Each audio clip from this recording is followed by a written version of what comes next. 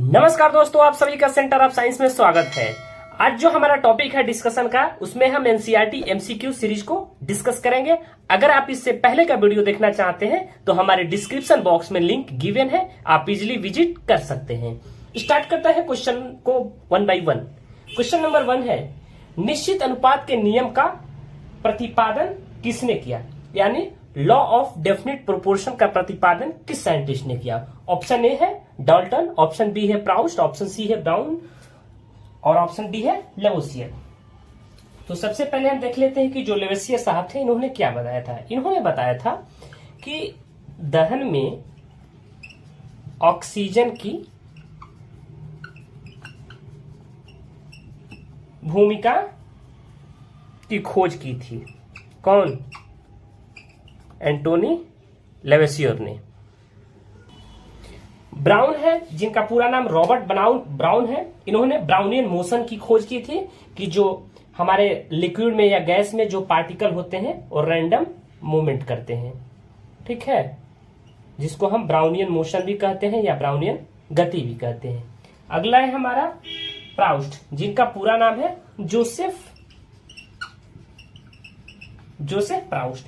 इन्होंने कहा था कि निश्चित अनुपात के नियम में ये बात इन्होंने मेंशन किया था कि एक जो यौगिक है हमारा, ये जो कंपाउंड है, एक यौगिक में तत्व हमेशा द्रव्यमान के समान अनुपात में होंगे। जो भी एलिमेंट होंगे वो मास के हमेशा एक समान, एक फिक्स्ड रेशियो में होंगे।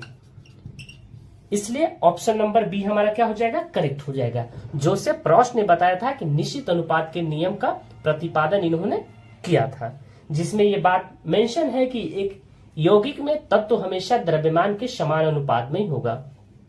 ऑप्शन ए देख लेते हैं डाल्टन साहब ने परमाणु सिद्धांत के बारे में जो बताया था कि विभिन्न आकार के परमाणु आकार और द्रव्यमान भिन्न भिन्न होते हैं। दूसरी बात, अगर हम बात करेंगे लेवोसियर साहब को, तो इन्होंने ऑक्सीजन में दहन की भूमिका, ब्राउनियन मोशन की खोज की, ठीक है। जोसेफ प्राउस्ट ने निश्चित अनुपात में बताया कि कोई यौगिक है उसमें तत्व तो हमेशा द्रव्यमान के समान अनुपात में रहता है, और डाल्टन साहब ने परमाणु सिद्धांत के बारे में बताया था। देखते हैं नेक्स्ट क्वेश्चन। दो परस्पर लंबवत सदिशों का अदिश गुणनफल हमें बताना है।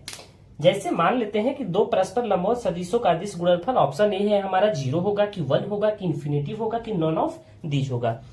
ले लेते हैं हम एग्जांपल में ए डॉट बी को।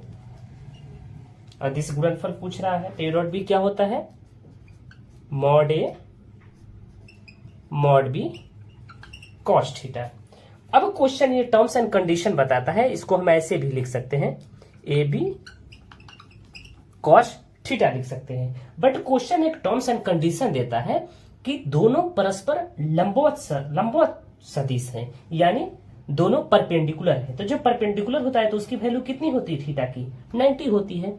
जब परपेंडिकुलर का केस हो यानी लंबवत का केस हो, तो थीटा क्या हमारा होता है? 90 डिग्री होता है। तो हम क्या जानते हैं, जो हमारा ए डॉट बी है वो क्या हो जाएगा? किसके इक्वल? ए बी, थीटा के प्लस पे हम लिख रहे हैं कॉस 90 डिग्री। दूसरी बात, कॉस 90 की जो वैल्यू होती है वो कितना होता है? 0, यानी ए डॉट बी क्या हो जाएगा? 0, यानी ए डॉट बी क्या हो जाएगा? 0 हो जाएगा। इसलिए ऑप्शन नंबर ए हमारा क्या हो जाएगा? करेक्ट हो जाएगा कि दो परपेंडिकुलर सदिशों का अदिश गुणनफल क्या होगा? 0 होगा। इस फॉर्मूले से डायरेक्ट ये फॉर्मूला बेस्ड क्वेश्चन था। देखते हैं नेक्स्ट क्वेश्चन। ईईजी का प्रयोग किस गतिविधि दर्ज करने के लिए किया जाता है? ऑप्शन ए है हार्ट, ऑप्शन बी है फेफड़े, ऑप्शन सी है मस्तिष्क और ऑप्शन डी है मांसपेशियां। देख लेते हैं हमारा ईईजी क्या है, यानी इलेक्ट्रो इंसेफेलोग्राम। ये हमारा क्या है? ईईजी है। ईईजी का फुल फॉर्म है या पूरा नाम है, जिसका उपयोग मस्तिष्क की विद्युत गतिविधि को मापने के लिए किया जाता है। यानी ऑप्शन नंबर ग क्या हो जाएगा? राइट हो जाएगा। जो मस्तिष्क के विकारों, चाहे विशेष रूप से कोई व्यक्ति मिर्गी या किसी अन्य दौरे से गुजर रहा है, तो हम इस इंस्ट्रूमेंट की वजह से पता लगा सकते हैं कि क्या प्रॉब्लम है। मतलब एक तरफ से ये इलेक्ट्रिकल कनेक्टिविटी को भी मेजर करके बता देता है। ईईजी यानी इलेक्ट्रोइंसेफ्लोग्राम, इसलिए ऑप्शन ग हमारा क्या हो जाएगा, राइट हो जाएगा। देखते हैं नेक्स्ट क्वेश्चन। निम्नलिखित में से कौन एक अदिश राशि है, यानी स्केलर क्वांटिटी है। अदिश राशि का मतलब क्या कि एक ऐसी राशि जिसके पास केवल मैग्नीट्यूड हो, यानी परिमाण हो, ठीक है, उसे हम अदिश राशि कहेंगे। जब हम बात करेंगे सदिश राशि की, यानी वेक्टर क्वांटिटी की, तो इसके पास तो परिमाण होगा प्लस डायरेक्शन होगा, यानी परिमाण भी होगा और दिशा भी होगा। जब दोनों होगा तो क्या होगा, सदिश, और जब केवल परिमाण होगा तो क्या होगा, अदिश। देख लेते हैं ऑप्शन क्या क्या है। संवेग है, वेग है, ये तो दोनों में डायरेक्शन है, कोणीय संवेग है और द्रव्यमान है। द्रव्यमान में कोई डायरेक्शन नहीं, कोई ऑब्जेक्ट का मास 5 kg है तो इसमें कोई दिशा की नीड नहीं है, इसलिए ऑप्शन हमारा डी करेक्ट हो जाएगा। दूसरी बात, जो हमारी अदिश राशियां होती हैं उनके पास तो केवल मैग्नीट्यूड होता है, जैसे फॉर एग्जाम्पल दूरी है, विस्थापन है, आयतन है, चाल है, घनत्व है, उष्मा, क्षेत्रफल, विद्युत धारा, ताप, वर्क, एनर्जी, पावर, ये सब क्या है, स्केलर क्वांटिटी है। अगर बात करें वेक्टर क्वांटिटी की तो डिस्प्लेसमेंट है, वेलोसिटी है, लिनियर मोमेंटम है, कोणीय संवेग है, कोणीय त्वरण है, बल आघूर्ण है, कोणीय संवेग है, ये सब क्या है, सदिश राशियां हैं, ठीक है। अदिश राशि में केवल मैग्नीट्यूड, सदिश राशि में मैग्नीट्यूड प्लस डायरेक्शन, इसलिए ऑप्शन नंबर डी हमारा क्या हो जाएगा, करेक्ट हो जाएगा। देखते हैं नेक्स्ट क्वेश्चन। निम्नलिखित नामों में से कौन सोडियम का प्रतिनिधित्व करता है। ऑप्शन डी जो हमारा क्यूप्रम है, ये कॉपर होता है जिसे हम Cu से डिनोट करते हैं, ये कॉपर का लैटिन नेम है। ये कलियम लिखा है, यानी इसका मतलब ये पोटेशियम को रिप्रेजेंट करता है, ठीक है, जिसको हम K से डिनोट करते हैं। बी है हमारा रुबिडियम, ठीक है, तो रुबिडियम का लैटिन नाम क्या होता है, रूबिडस, रूबीडस, ठीक है। और ऑप्शन ए है नेट्रियम, यानी सोडियम का प्रतिनिधित्व कौन करता है, नेट्रियम, ठीक है। ये स्टार्टिंग का 2 लेटर लेके सोडियम को हम रिप्रेजेंट करते हैं। Na हमारा सोडियम का क्या है, सिंबल है, इसलिए हम इसे नेट्रियम कहते हैं। ऑप्शन ए हमारा क्या हो जाएगा, करेक्ट हो जाएगा। देखते हैं नेक्स्ट क्वेश्चन। विद्युत विभव का एसआई इकाई क्या होता है। तो विद्युत विभव का एसआई इकाई क्या होता है, वोल्ट होता है। ऑप्शन बी हमारा क्या हो जाएगा, करेक्ट हो जाएगा। दूसरी बात, वाट किसका होता है, पावर का होता है, यानी शक्ति का इकाई होता है। जूल किसका होता है, एनर्जी और वर्क का, ठीक है। दूसरी बात, कुछ और भी हम देख लेते हैं, जैसे लेंस का जो एसआई मात्रक होता है वो क्या होता है, डायोप्टर, ठीक है। वेग का क्या होता है एसआई मात्रक, मीटर पर सेकेंड। फोर्स का क्या होता है, यानी बल का, न्यूटन हो जाता है। प्रेशर का क्या होता है, प्रेशर का फॉर्मूला हमारा फोर्स अपन एरिया होता है, यानी न्यूटन पर मीटर स्क्वायर, या इसे हम पास्कल से भी डिनोट कर सकते हैं। इसके अन्य भी मात्रक होते हैं, जैसे एटमॉस्फेरिक प्रेशर, बार या टॉर होते हैं, ठीक है। दूसरी बात, अगर हम इसको, हाँ पास्कल तो मैंने लिख ही दिया है, प्रेशर का ये भी यूनिट होता है, इसलिए जो विद्युत विभव का जो एसआई मात्रक है वो क्या हमारा है, वोल्ट है। देखते हैं नेक्स्ट क्वेश्चन। कैल्शियम फॉस्फेट का सही सूत्र क्या है, यानी कैल्शियम फॉस्फेट का हमारा सूत्र होता है Ca3PO4 का होल ट्वाइस होता है, इसलिए ऑप्शन डी हमारा क्या हो जाएगा, करेक्ट हो जाएगा।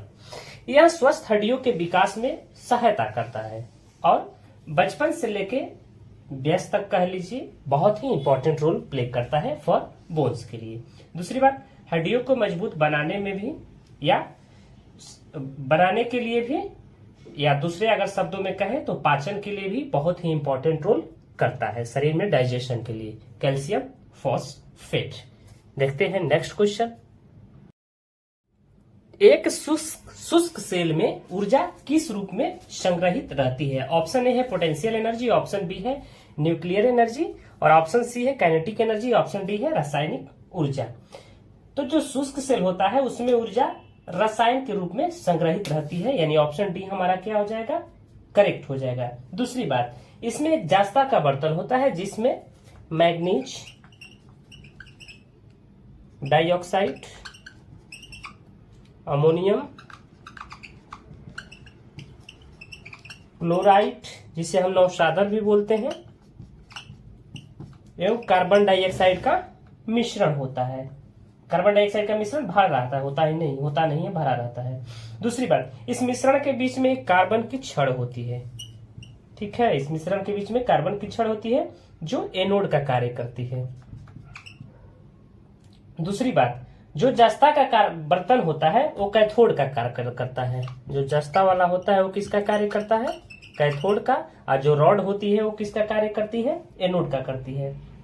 शुष्क सेल का अगर डेली लाइफ में यूज हम देखेंगे तो हमारा टॉर्च हो गया, ट्रांजिस्टर हो गया, रेडियो हो गया, टीवी रिमोट हो गया,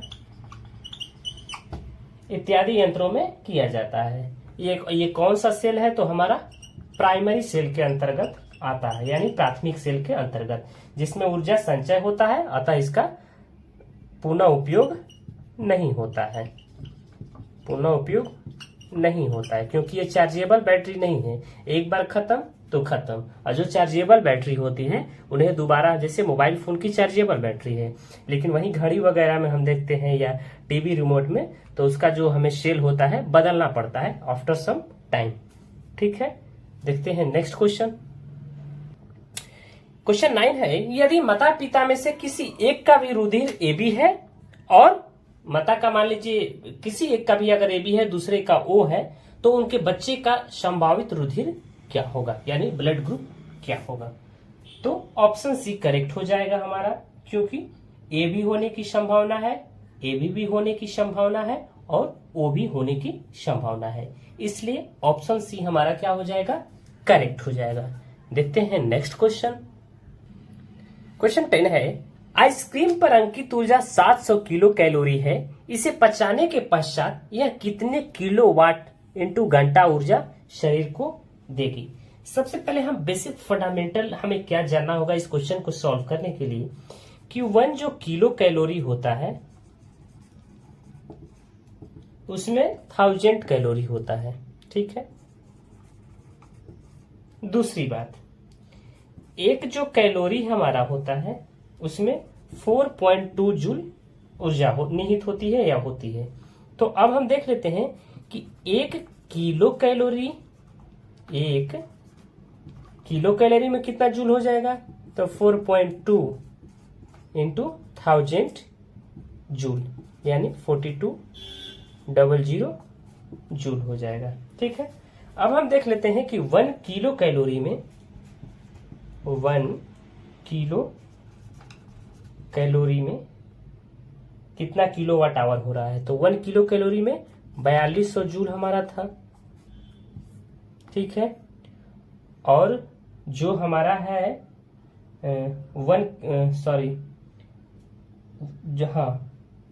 किस में कन्वर्ट करना है, किलोवाट आवर में कन्वर्ट करना है ना, तो 3.6 इंटू 10⁶ किलोवाट आवर होता है। जब हम इसे सॉल्व करेंगे तो ये पावर हमारा ऊपर हो जाएगा, यानी 4200 इंटू 10⁻⁻6 अपॉन 3.6। आपको दिखाई नहीं दे रहा होगा, इसलिए हम इधर लिखने की कोशिश करेंगे। जब हम इसे सॉल्व करेंगे तो हमारा हो जाएगा 1.66 इंटू 10⁻³ किलोवाट आवर हो जाएगा, ठीक है। अब प्रश्न ये बनता है कि 700 किलो कैलोरी है तो उसको पचाने में कितने किलोवाट इंटू आवर ऊर्जा शरीर को देगी 700 किलो कैलोरी पचाने में, यानी तो क्या हो जाएगा 700 किलो कैलोरी इक्वल टू क्या हो जाएगा 700 इंटू 1.66 इंटू 10⁻³ जब हम इसे सॉल्व करेंगे तो 0.8162 किलोवाट आवर हमारा हो जाएगा। इसलिए ऑप्शन नंबर ए हमारा क्या हो जाएगा, करेक्ट हो जाएगा। दूसरी बात, कुछ हमने ये जो डायरेक्ट वैल्यू लिखा है आपको समझ में नहीं आ रहा होगा कि कहां से लिखे हैं, तो हम बता देते हैं कि जो 1 किलोवाट आवर होता है वो 3.6 इंटू 10⁶ जूल के इक्वल होता है। इसलिए मैंने यहाँ डायरेक्ट इस वैल्यू को लिखा क्योंकि हमें किलोवाट आवर में बताना था।